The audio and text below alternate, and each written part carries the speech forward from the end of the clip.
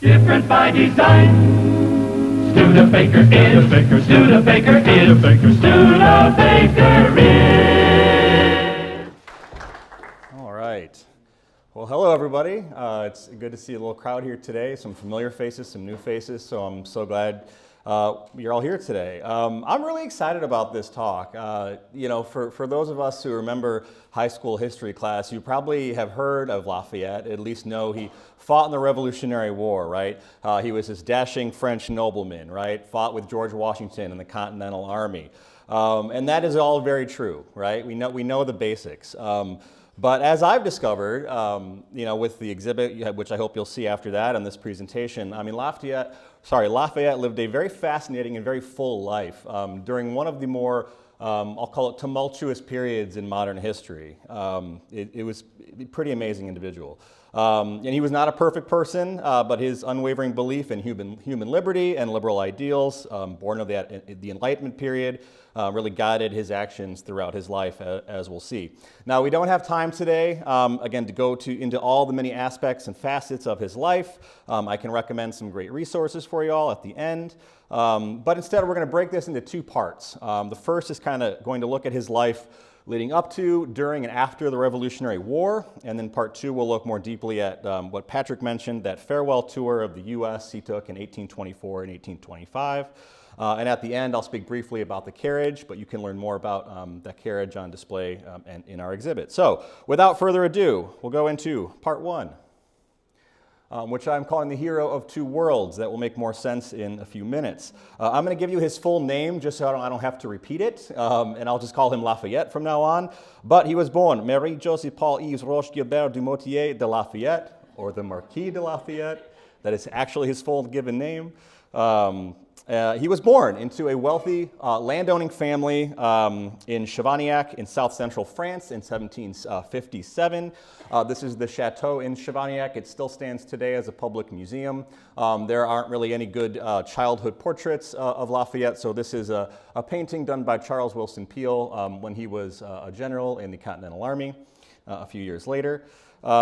His father died when he was just 2 years old, fighting an Anglo-German army at the Battle of Minden. And some historians think this might have fueled some of his anti-British sentiment later in life.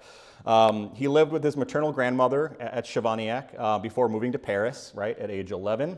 He lived with his mother and great-grandfather, both of whom died in 1770. So that left Lafayette an orphan at just 12 or 13 years old, with a substantial inheritance, I should say. He studied, right, in Paris at the Collège du Plessis. I'm going to mispronounce some French words. I'm just giving you warning. I studied French, but it's been a while, so forgive my French pronunciation. But when he was in Paris, again, studying the family's martial tradition, commissioned as an officer in the Musketeers at age 14, it was around this time that he met his future wife. Her name was Marie-Adrienne Francois. We'll call her Adrienne going forward. And she was the daughter of another French nobleman.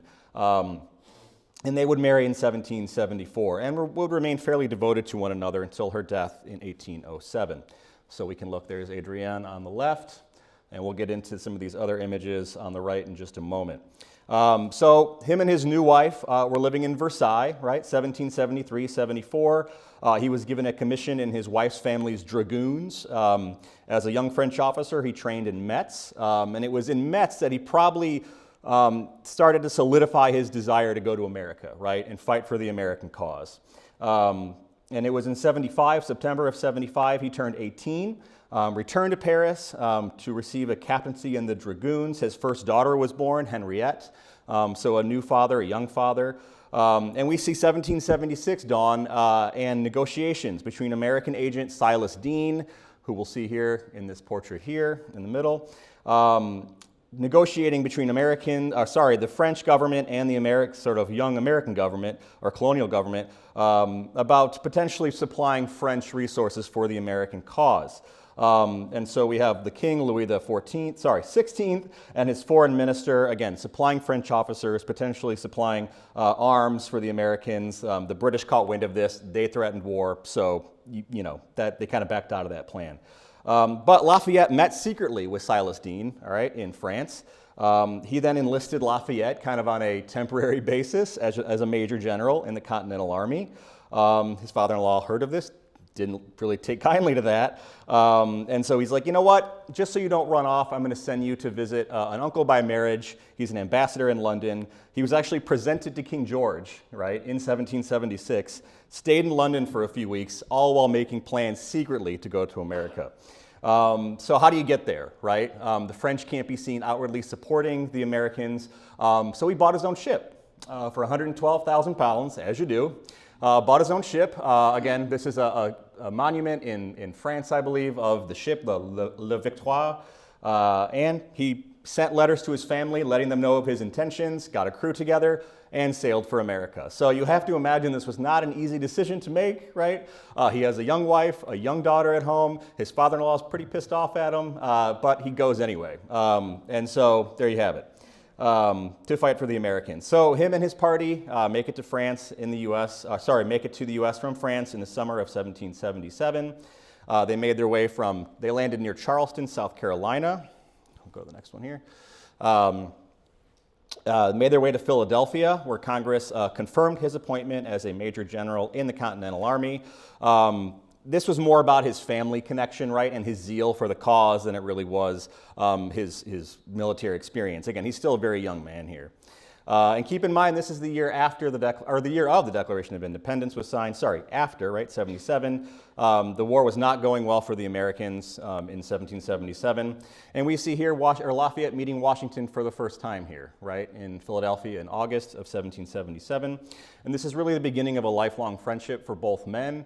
Washington, of course, never had any natural children. Lafayette was an orphan from a young age. It was sort of a surrogate father-son relationship, right? And I think Lafayette looked up to Washington, again, as a surrogate father, admired, trusted, I would say probably even loved him.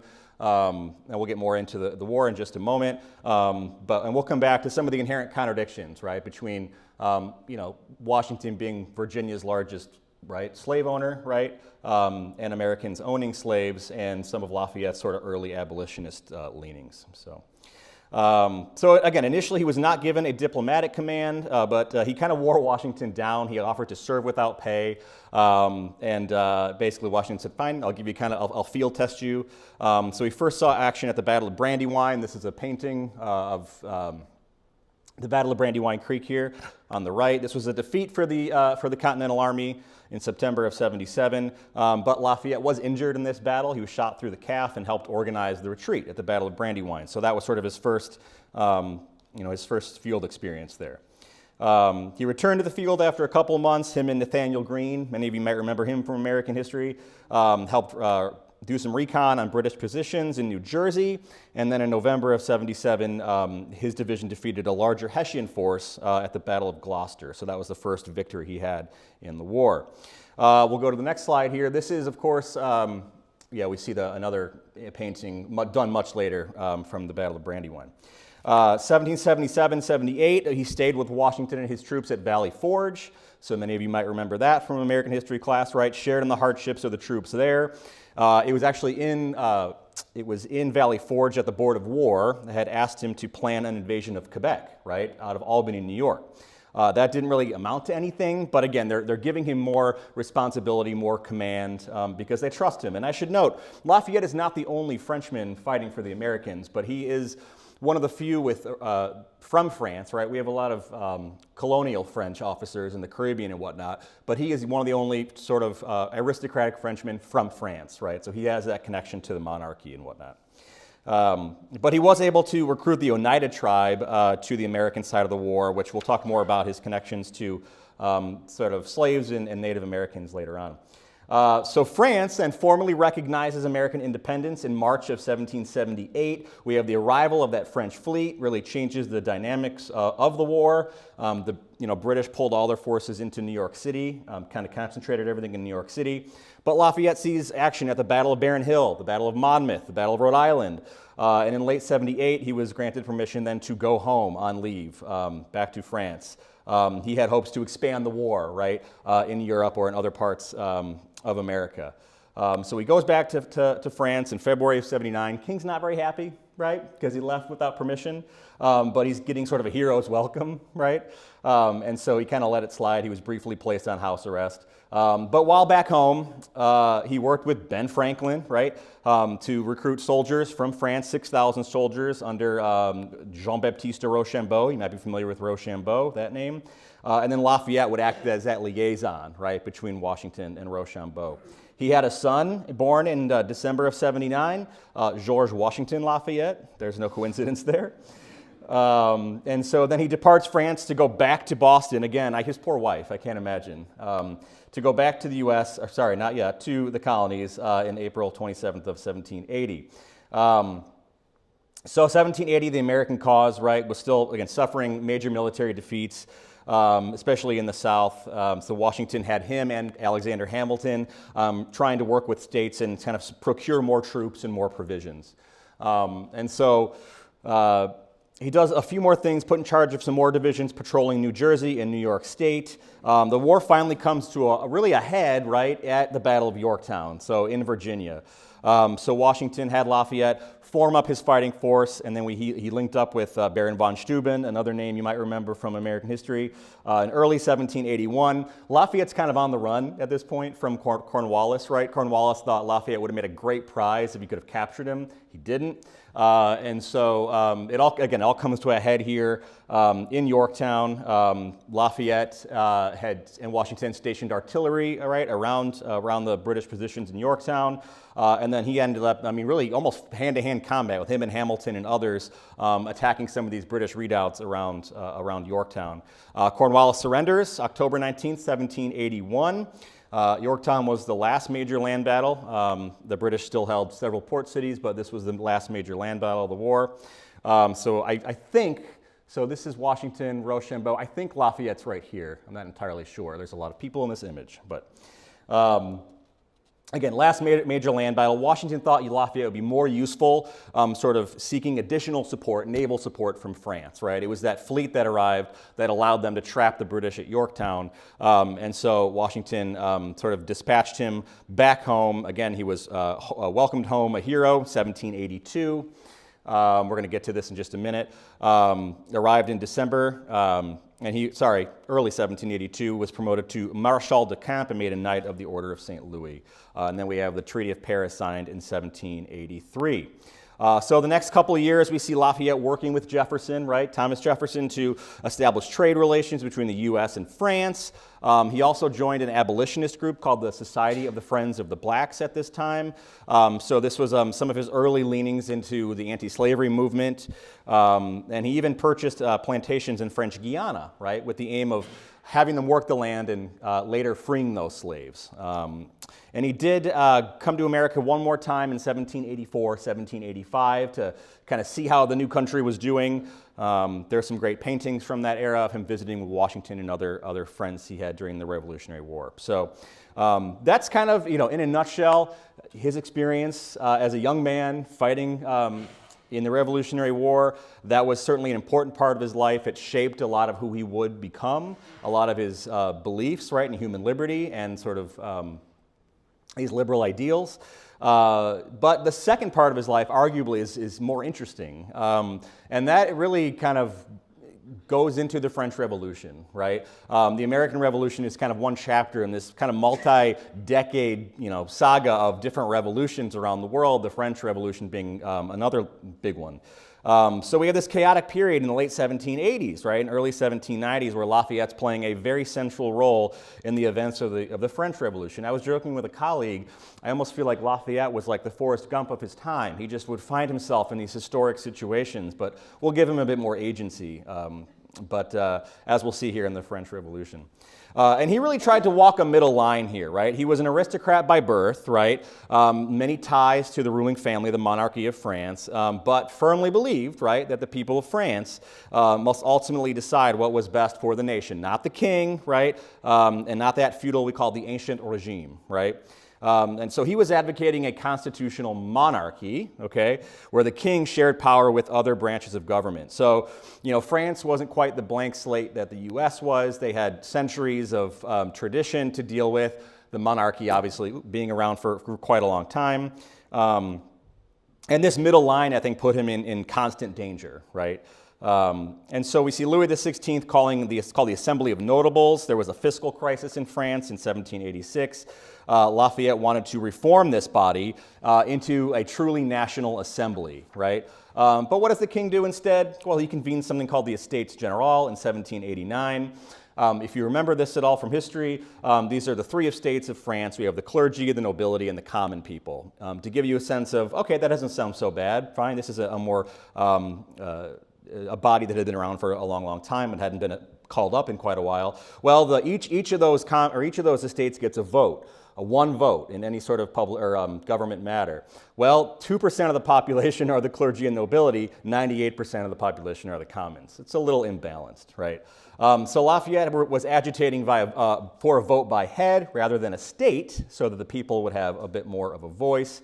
So what do? They break away, form their own group with the clergy and call themselves the National Assembly. And so this image on the left here is the famous tennis court oath, where this group basically separates, decides, again, establishes this National Assembly, and Lafayette was crucial to drafting then this new Declaration of the Rights of Man and the Citizen. This is the king on the right, by the way, King Louis, just to give you a sense here.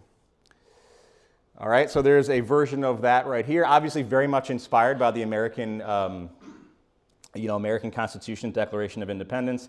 This is establishing this new government sort of setup in France. The king eventually did acknowledge that, we'll go forward, we'll acknowledge the authority of the National Assembly. By this point, Parisians had their first taste of revolution and saw a change, right? And we see this is that slippery slope right into revolution. And so we have, of course, this illustration here of the storming of the Bastille, July 14th, 1789, effectively the beginning of the Revolution, French Revolution. So this is, again, very chaotic time for Lafayette. He's again, trying to walk that middle line. He was appointed commander-in-chief of the Parisian National Guard at this point. And again, they had approved his declaration, right? The king had rejected it that October. This led to the so-called October Days. A crowd marched to Versailles, right, the king's home in France, due to a scarcity of bread. The king then fled, refused to come back to Paris. An angry mob broke into the palace at Versailles, and Lafayette had to be there to restore order. I mean, his heart was on the side, right, of these revolutionaries, but he felt he was duty-bound, obligated to protect the king and his family. Eventually, they kind of got to a compromise. This leads to the famous Fête de la Fédération, this image on the right here, on July, so a year after the Bastille, July 14, 1790. This is probably a high point for Lafayette. He probably saw this as a big win, right? He found this balance to maintain the monarchy, but still have this constitutional government. It all went downhill from there. We'll just say that. And so it's famous. His son, actually, George Washington Lafayette, right there. Very famous portrait of Lafayette around the same time, a couple years later in 1791, sort of donning his Parisian National Guard uniform there. So, again, high point there, but then very shortly after, we have the king's flight to Varennes. Again, he didn't feel safe in Versailles, so flew to Varennes. The people of Paris saw that as, well, the king is just trying to escape the changes that we're trying to make here. And so, again, Lafayette's right in the middle of it. There was a large mass of people that gathered at the Champ de Mars. We'll go to the next slide here. So this is a painting done of the king's flight to Varennes with Marie Antoinette and their children. And the sort of massacre at the Champs de Mars here, when up to 50,000 people had gathered in Paris on the Champs de Mars, and they found these two young men hiding under this altar. They thought they were spies for the monarchy and decided to hang them. Not a good way to start any sort of demonstration, and so Lafayette tried to restore order, and they ended up killing quite a few people. This really tarnished his reputation, right? This event. The crowd then marched to his home and actually threatened his wife. And so his wife was lucky to make it out, and so was he, to get out of this event alive. And so again, his reputation is severely damaged. We see a lot of these sort of pro-revolution clubs and organizers kind of calling for his head, if you will. Things did eventually calm down, but this next part of his life is pretty interesting. So he had been, again, promoted to lieutenant general in 1791 of the Parisian National Guard. He's still, again, trying to maintain order in Paris and elsewhere.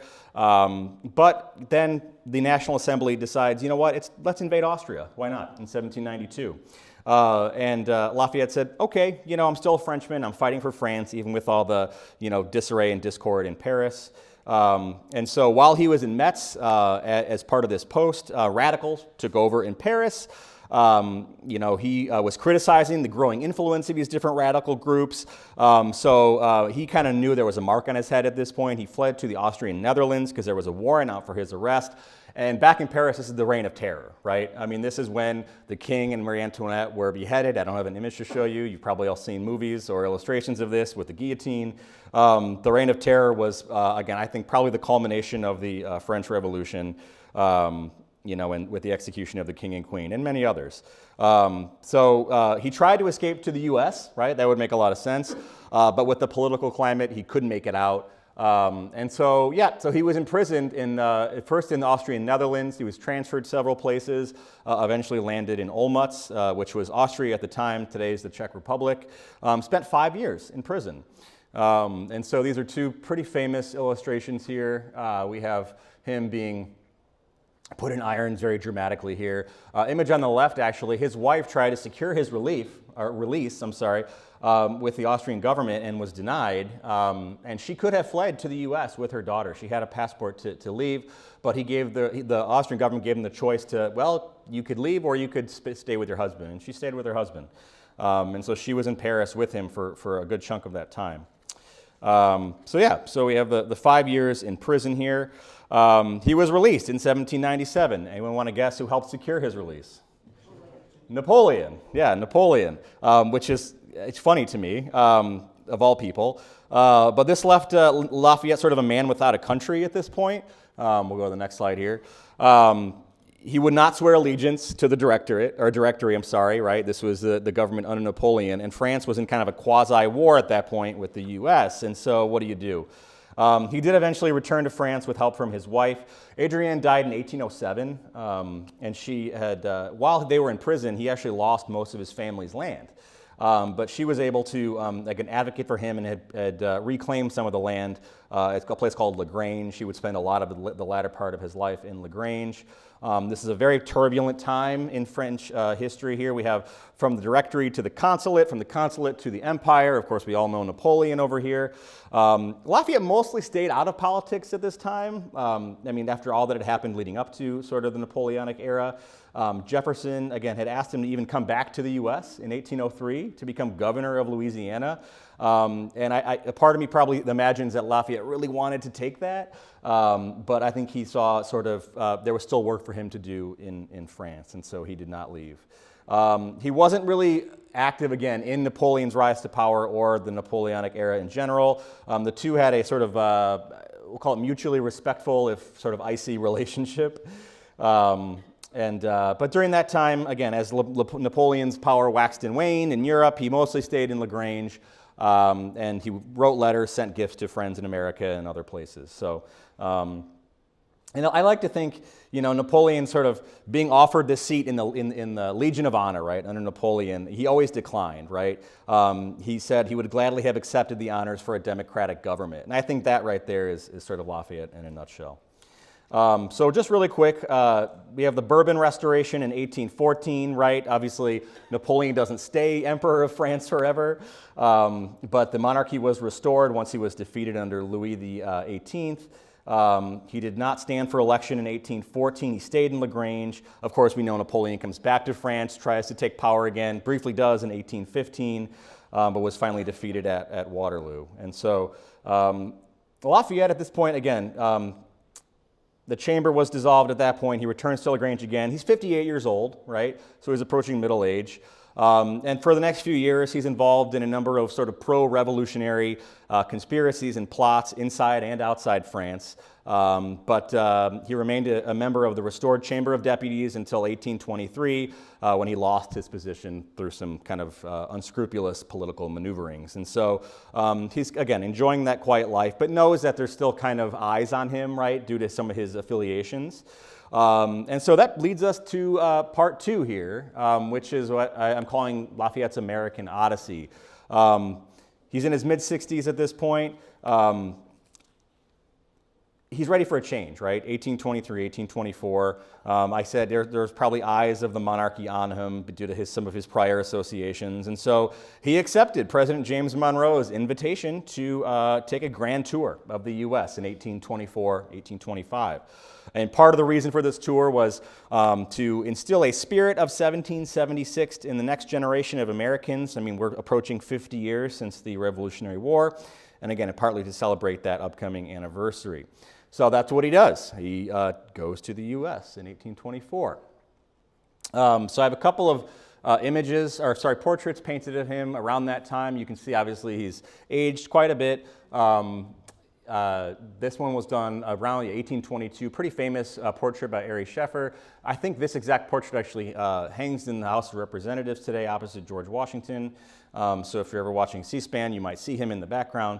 So he did travel to the U.S. with his son, George Washington Lafayette, a young officer named Auguste Lavoisier, who was his secretary, and his servant Bastien. And they arrive in New York City aboard a merchant vessel on August 15th, 1824. So if you are familiar here, this is a woodcut engraving, colorized. This is Castle Garden in Battery Park in Manhattan. This is still there. If you ever go to Battery Park.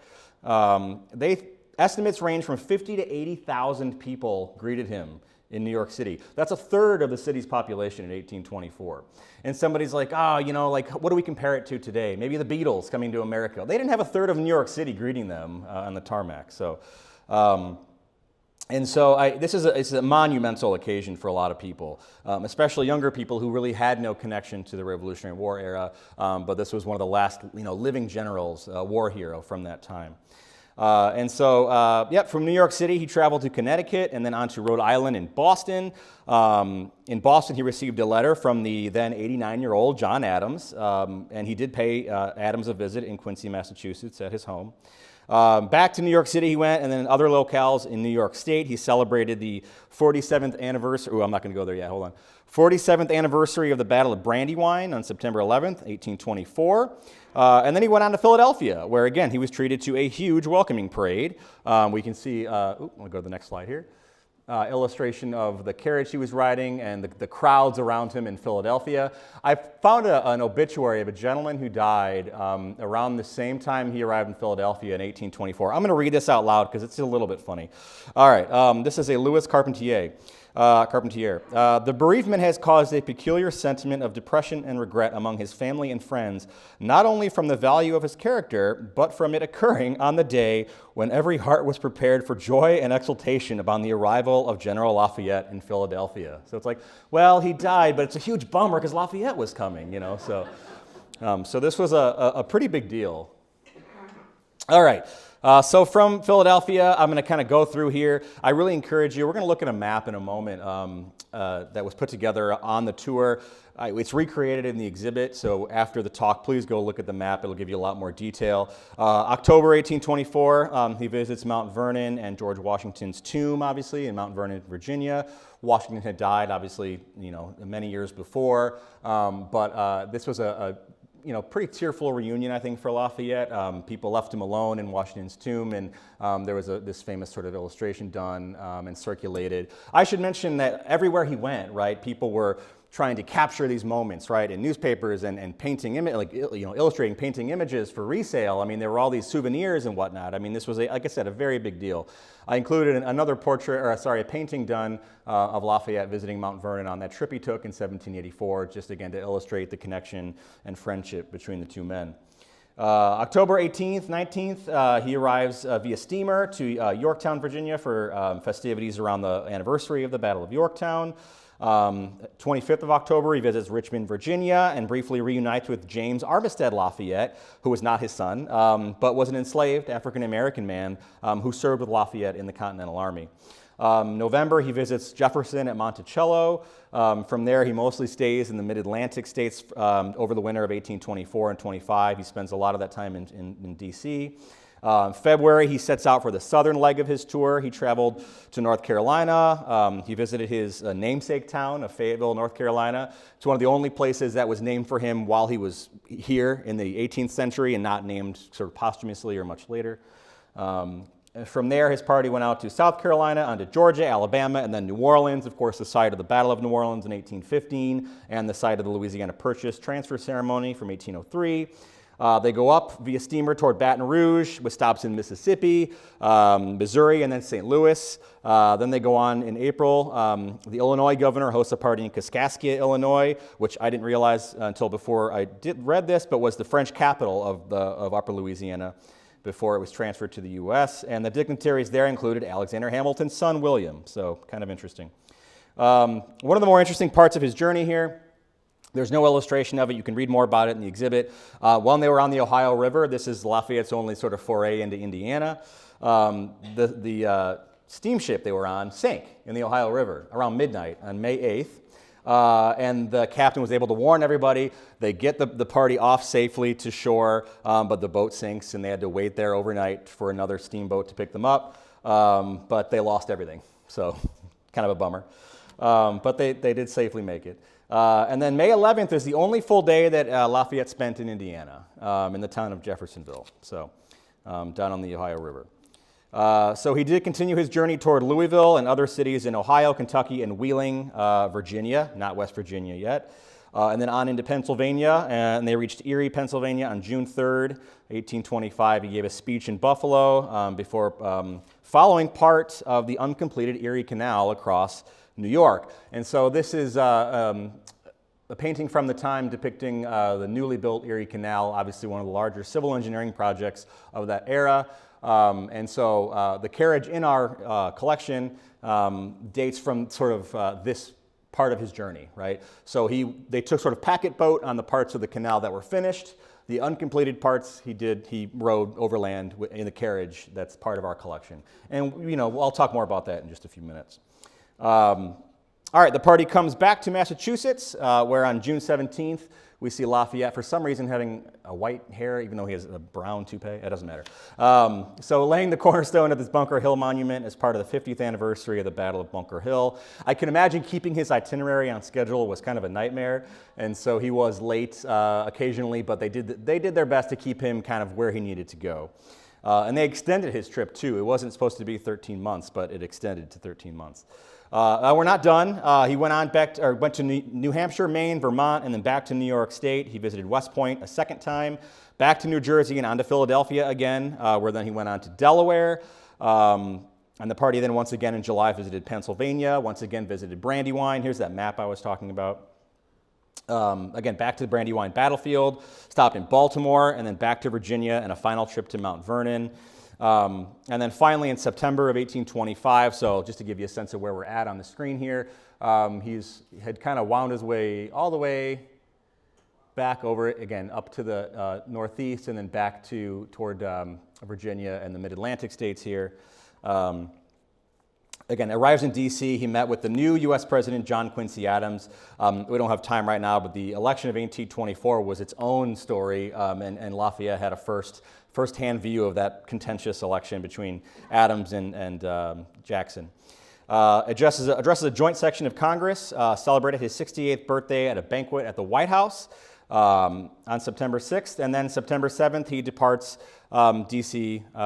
En route to France on the USS Brandywine. And so I want to just, again, call out this map. It's a beautiful piece. This was put together pretty recently by a professor at Mary Washington University, Stephen Hanna, and one of his undergraduate students. I did pull out the segment that pertains to the carriage in our collection, just to give you a little bit of a closer look there. So.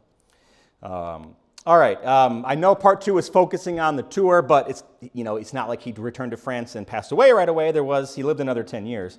And so there was a new king on the throne, Charles X, right, when he returned, he intended to restore a lot of the rule back to the monarchy, the absolute rule of the monarchy. Obviously, we know Lafayette. This did not sit well with him. He was again elected to the Chamber of Deputies in 1827 at 70. At 70 years old. Charles dissolved the chamber and ordered a new election, and Lafayette was elected again. So he still maintained a lot of popularity amongst the common people and amongst a lot of the nobility, too. And he remained outspoken against Charles' restrictions on civil liberties. Again, he hosted friends, right, at LaGrange during these years. And we get into 1830, Charles again dissolved the Chamber of Deputies, and this led to the famous July. Oh, I forgot to mention this. I just have some stats for you here. The farewell tour, 13 months, 24 states, 6,000 miles, and 250 cities. So it is pretty amazing, I think. Yeah. All right, so the July Revolution. So if any of you are fans of the musical Les Miserables, that's the events depicted in that musical are from the July Revolution. This is that famous painting by Eugene Delacroix of liberty leading the people. And so we have riots again erupting, Parisians erecting barricades in the city and whatnot. So what do the deputies do again? Well, they make Lafayette head of the National Guard. So he could potentially keep order and repeat what happened in 1789. They even offered to make him absolute ruler at that point, and he declined, which again I think says a lot about his character. Charles ended up abdicating on August 2nd. Many, again, sought a true republic at this point, right? It completely abolished the monarchy. Lafayette, I think, thought that would spark potentially a civil war in France. And so what they did is find somebody who was more suited to being king. This is his childhood friend, the Duc d'Orléans, Louis Philippe, who did accept and became king. But there was a conservative majority in the chamber, and they eventually then abolished Lafayette's post in the National Guard. And at that point, I think Lafayette was pretty much done with politics in general. He was pretty disillusioned with his friend, who ended up backtracking on a lot of the reforms that he had promised. And so spoke for the last time at the Chamber of Deputies, January 3rd, 1834. He somehow contracted, we think, some form of pneumonia that spring, and so he died on May 20th, 1834. So we have another illustration here of Lafayette on his deathbed in 1834. The king actually ordered a full military funeral. That's like, you might think, oh, that sounds really nice to honor this war hero and whatnot, but really it was to keep the public from attending so that there wouldn't be any action, I guess. He's buried in Picpus Cemetery in Paris next to his wife. I did mention she died in 1807, so he outlived his wife by many years. And I just wanted to talk really briefly. I mean, a man is more than his actions, right? I mean, he had a lot of beliefs that drove his actions. I think what's remarkable about Lafayette, again, as this hero of two worlds, he saw the irony, right, in fighting for a country, right, for a country's freedom when 1/6 of the population was enslaved. And so he wrestled with this his whole life. I mean, he wrote Washington and others many letters voicing his concern, right? And Washington would always find ways to placate him, right? And, oh, it's okay, we'll get there when we get there, basically. But he never backed down. And a lot of his influences, came from, again, his upbringing. He was good friends with John Laurens, right? Who many of you may know the name John Laurens, fellow friend and soldier in the Continental Army, who was very much an abolitionist at the time. He befriended Native Americans. He defended the rights of French Protestants and Jews before and during the French Revolution, spoke out against capital punishment and solitary confinement, supported women and their ideas and causes. I think in many ways he was a man ahead of his time, but also a man very much of that era that just had the means and the ambition, right, and the abilities to really make, I think, a lot of change. So I think he's fairly unmatched in history in that respect. So if you're interested in learning more, again, it goes so much farther than what I've just talked about here. This is a pretty recent book I just read called The Hero of Two Worlds by Mike Duncan. Very nice overview of Lafayette's life.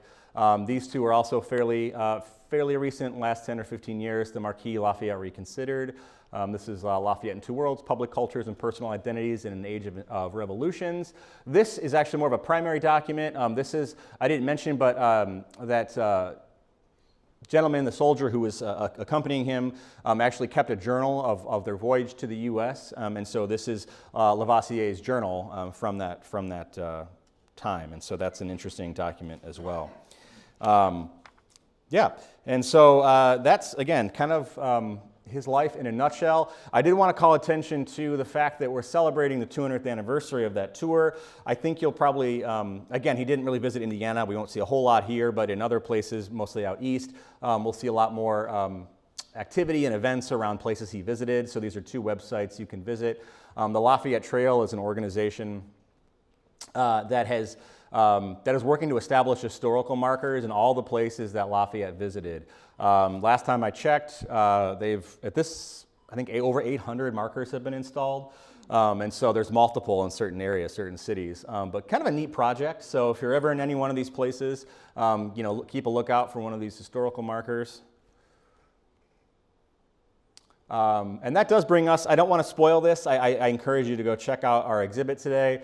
But Lafayette's carriage, I mean, this was one of several vehicles used on his tour, but we're very fortunate, I think, to have this in our collection. It's the oldest vehicle in our collection, and just a fascinating story by itself. And so I encourage you to go check that out. And just a few images from our collection here. And there's the carriage right there. So it was restored a few years ago, and so it looks really nice. So it had been through it, I think, in the prior decades. So. Last thing I want to leave us with here, this is a quote from historian Mark Leibson. The Marquis de Lafayette was far from perfect. He was sometimes vain, naive, immature, and egocentric, but he consistently stuck to his ideals, even when doing so endangered his life and fortune. Those ideals proved to be the founding principles of two of the world's most enduring nations, the United States and France. That is a legacy that few military leaders, politicians, or statesmen can match. I think that does say it all right there. Again, I think there's very few people where you can really compare him to. He takes up a very special place in history, especially American history. So I encourage you all to read more. So that is all I have on Lafayette today. So thank you.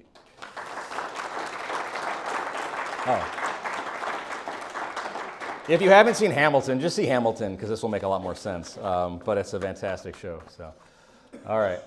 Yeah, questions? Different by design. Studebaker is, Studebaker is, Studebaker is.